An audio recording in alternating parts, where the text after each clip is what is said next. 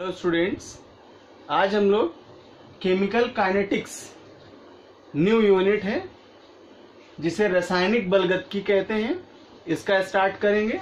और इसके part 1 video lecture में सबसे पहले इंट्रोडक्शन कंप्लीट करेंगे, केमिकल काइनेटिक्स को डिफाइन करेंगे, इसकी टर्म और टेक्सोनॉमी को समझ लेंगे और इसके कुछ मेन फैक्ट्स हैं जिनका डिस्कशन करेंगे। स्टूडेंट्स, जो यूनिट्स हम लोगों ने कंप्लीट किए हैं ऑर्गेनिक केमिस्ट्री में, वहां देखा कि केमिकल रिएक्शंस में एक स्पेसिफिक कैरेक्टर वाला रिएक्टेंट किसी अदर कैरेक्टरिस्टिक्स वाले रिएक्टेंट से जब रिएक्ट करता है तो उन दोनों की क्रिया द्वारा नए प्रोडक्ट्स का फॉर्मेशन होता है। तो यह परिवर्तन अर्थात उस केमिकल रिएक्शन के कंप्लीट होने में हम क्या क्या इस केमिकल काइनेटिक्स से स्टडी कर सकते हैं, इनके फैक्ट्स को समझते हैं। तो डिस्कशन करेंगे फैक्ट्स ऑफ केमिकल काइनेटिक्स। सबसे पहला पॉइंट है कि केमिकल रिएक्शन में होने की जो पोटेंशियलिटी है उसको हम इस केमिकल काइनेटिक्स की मदद से ज्ञात कर सकते हैं, उसके होने की संभावना का पता लगा सकते हैं। और यह प्रक्रम थर्मोडायनेमिक्स के माध्यम से, ऊष्मा गतिकी के माध्यम से निर्धारित किया जा सकता है, जहां पर physical condition, pressure, temperature and volume की मदद से उस केमिकल रिएक्शंस के होने की पोटेंशियलिटी की जानकारी करते हैं।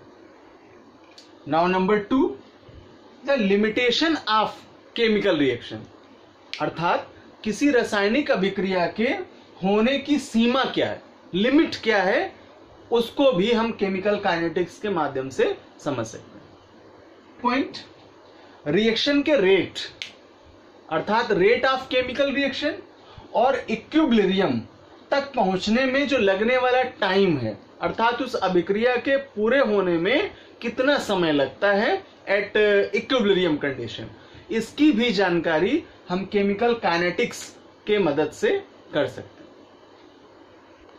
तो अगर हम ऑब्जेक्ट यहाँ क्लियर करें तो बहुत सारे क्वेश्चंस हैं जो प्रैक्टिकलिक हैं, जिनके एग्जांपल्स हमें केमिकल काइनेटिक्स यूनिट देने वाली है।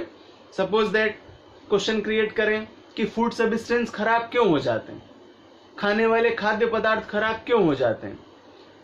तो इस प्रकार के बहुत सारे चेंजमेंट्स हैं। ऑटो इंजन्स में होने वाला जो इग्निशन है, कंबस्टन है, इसके प्रोसेस किस प्रकार पूर्ण होते हैं, कैसे केमिकल रिएक्शंस के माध्यम से एनर्जी जनरेट होती है, प्रोड्यूस होती है। तो ऐसे विभिन्न प्रकार के क्वेश्चनों का आंसर हमें केमिकल काइनेटिक्स से प्राप्त होता है। तो first we discussed the definition of chemical kinetics. हम इसकी परिभाषा को समझते हैं कि कैसे केमिकल काइनेटिक्स को किस बिंदु के आधार पर परिभाषित करते हैं। तो डेफिनेशन को क्लियर करें, केमिकल काइनेटिक्स की परिभाषा को स्पष्ट करें कि रसायन विज्ञान की वह शाखा यानी ब्रांच ऑफ केमिस्ट्री जिसके अंतर्गत केमिकल रिएक्शंस के रेट यानी अभिक्रिया की दर और अभिक्रिया की दर को प्रभावित करने वाले कारक, factors who affecting the rate of chemical reaction, तथा अभिक्रिया की क्रियाविधि यानी मैकेनिज्म ऑफ केमिकल रिएक्शन का स्टडी करते हैं, केमिकल काइनेटिक्स कहलाती है। Now in English, chemical kinetics is the branch of chemistry that deals with the study of the rate of chemical reaction and the mechanism by which the reaction occurs.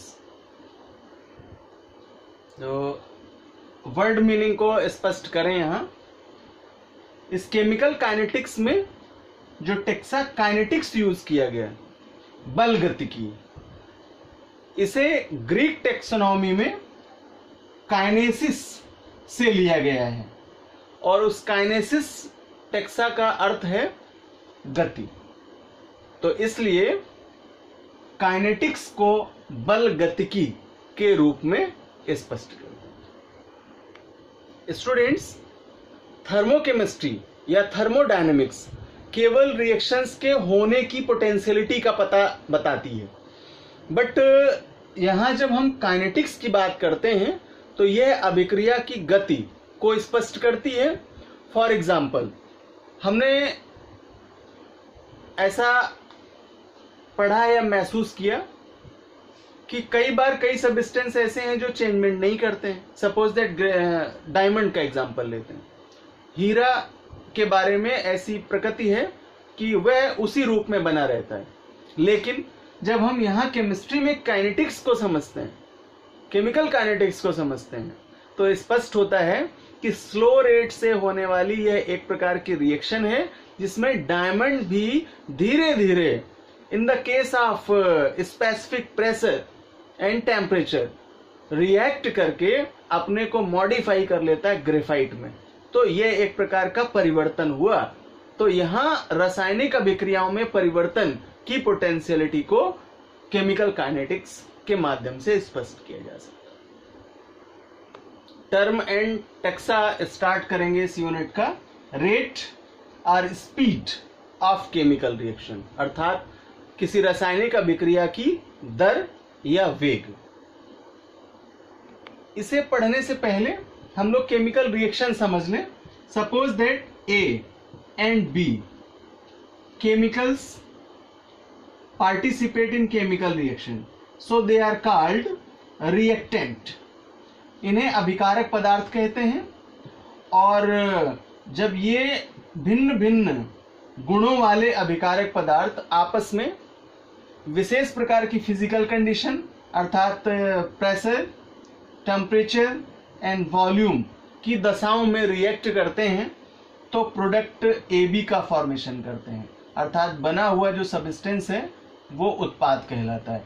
तो इन reactions के होने में हम discussion करेंगे rate या speed of chemical reaction, यानी अभिक्रिया के पूरा होने की दर क्या है, इसे कैसे परिभाषित करेंगे।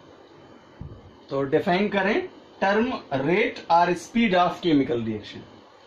The rate of a chemical reaction is defined as the change in the concentration of any one of the reactants or products per unit time। अर्थात चाहे उत्पाद पदार्थों की सांद्रता और चाहे रिएक्टेंट या अभिकारक पदार्थों में से किसी एक की सांद्रता प्रति एकांक समय में जिस प्रकार से परिवर्तित होती है, उस फैक्ट की कंडीशन को हम रेट या स्पीड ऑफ केमिकल रिएक्शन से डिनोट करें। तो इसे फॉर्मूले में कन्वर्ट करें। रेट और speed of reaction equals to change in the concentration of reactant और product upon time taken for change.